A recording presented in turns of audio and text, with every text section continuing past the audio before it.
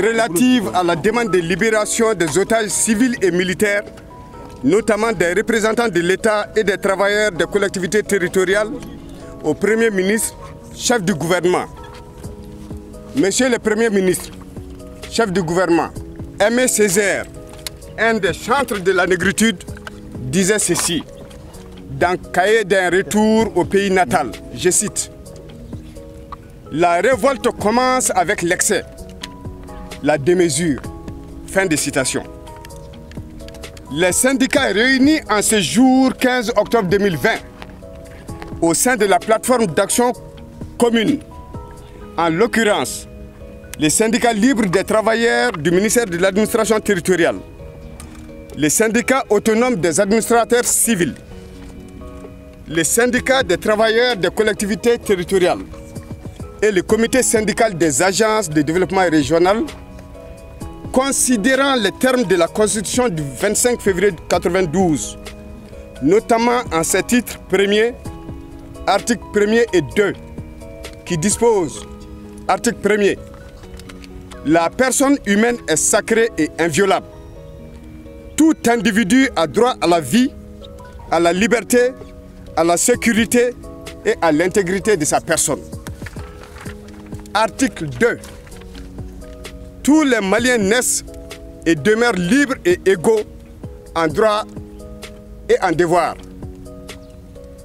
Considérant que les gouvernants ont pour mission première, dans tous les pays du monde, de défendre les intérêts nationaux et de veiller au bien-être de leurs concitoyens. Considérant l'obligation de l'État, pour l'État, d'assurer la sécurité et la protection des représentants de l'État, ainsi que de tous les agents publics dans l'exercice de leurs fonctions. Considérant les conditions de vie et de travail exécrables dans lesquelles les autorités maliennes et leurs classes politiques ont délibérément plongé les administrateurs civils, les représentants de l'État et les travailleurs du ministère de l'administration territoriale depuis l'avènement de la Troisième République, témoignent leurs nombreuses sorties médiatiques pour les livrer injustement à la vindicte populaire. Considérant la non-reconnaissance des énormes sacrifices consentis quotidiennement par les administrateurs civils, les représentants de l'État et les travailleurs du ministère de l'administration territoriale pour l'édification d'un État crédible au service de la nation. Considérant la méconnaissance par les gouvernants successifs jusqu'à ce jour du rôle déterminant des administrateurs civils, des représentants de l'État et des travailleurs du ministère de l'administration territoriale dans l'affirmation de la présence de l'État, la consolidation de l'unité nationale et de la stabilité sur toute l'étendue du territoire national, notamment par la défense de l'intérêt général, considérant l'inacceptation méprisante et discriminatoire des autorités à exprimer une pensée affectueuse et émue à l'endroit de tous les otages civils et militaires sur les médias d'État, au lieu d'un seul otage, en raison de son rang social et de son poids politique. Les syndicats de la plateforme d'action commune rappellent que de 1990 à nos jours, ce sont 20 préfets et sous-préfets, ainsi que 13 membres de leur famille qui ont été tués au service de l'État par les forces du mal, c'est-à-dire les rebelles et les terroristes. De 2018 à 2020, 8 préfets et sous-préfets ont été enlevés par des ravisseurs dans l'exercice de leurs fonctions, dont Ali Cissé et Drissa Sanogo, toujours en détention.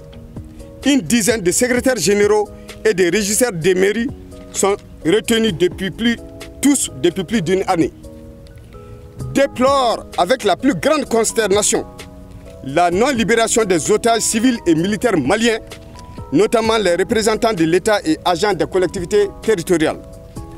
Exprime leur totale incompréhension devant l'indifférence, le mépris et l'absence d'empathie des autorités maliennes face au désespoir des otages, les souffrances de leurs familles et l'angoisse de leurs collègues. Dénonce avec colère et frustration la libération de plus de 200 terroristes aux mains maculées des sang maliens au profit principalement d'otages occidentaux et dérisoirement d'un seul compatriote. Expriment leur déception, leur humiliation et leur indignation face à cette priorisation des otages occidentaux au détriment des otages maliens, civils et militaires.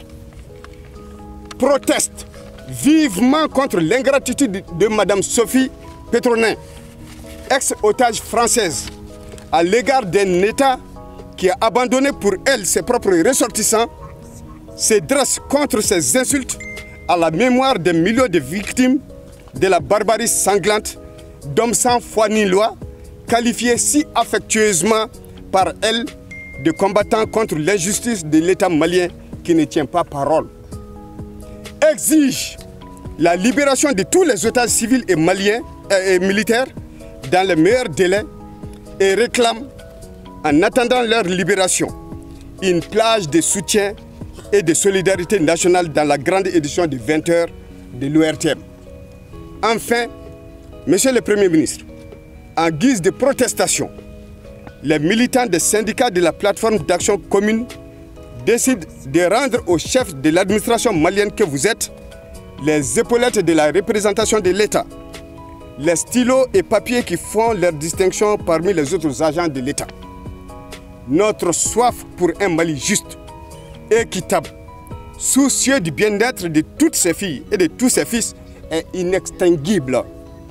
Vive le Mali, un et indivisible, véritablement démocratique et républicain. Votre doléance a été bien entendue.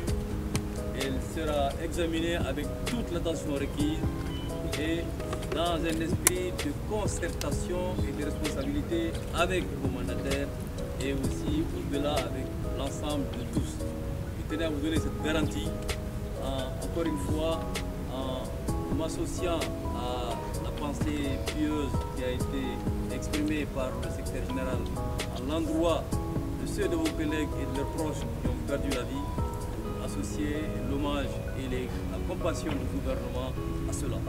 À vous dire à toutes et à tous que l'État, c'est d'abord ses serviteurs, à commencer par les premiers que vous êtes, qui êtes au contact régulier, quotidien des populations. Et c'est en cela également que je voulais saluer toute la noblesse du métier que vous exercez et toute la dignité des fonctions qui sont les vôtres. Et que nous en sommes pleinement conscients et que nous travaillerons dans cet esprit-là. Tout cela, nous voulons le conduire dans une démarche participative, inclusive, d'écoute régulière et attentive de tous. Et vous pouvez donc continuer vous pouvez compter sur le gouvernement en vue d'un examen diligent et approprié des requêtes qui ont été signalées.